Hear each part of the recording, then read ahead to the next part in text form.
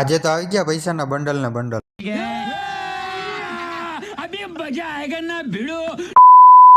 તો કેમ છો મિત્રો, સ્વાગત છે તમારા બધાનું આજના આપણા નવા બ્લોગમાં. અત્યારે આપણે સવારમાં 8 વાગ્યા ઉઠીને બ્લોગ ચાલુ કરતો ને સવારમાં આવી ગયો આપણે કલેજાનો ફોન ને પછી ગાડીની ચાવી લીધી ને ગાડી કાઢીને નીકળી ગયા કલેજા તરફ.